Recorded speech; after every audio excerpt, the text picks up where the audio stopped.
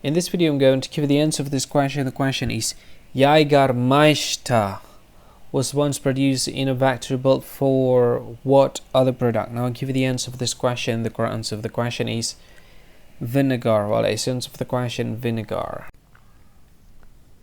Hi, thank you so much for watching this video. If you find this video is very useful, you can help this channel to grow by subscribing this channel. Please this subscribe button and don't forget to like this video. And if you find this video is not really good, or you don't really like this video, or you kind of feel that it's a little bit offensive or something like that, you can click this one, dislike button. You can do that anyway.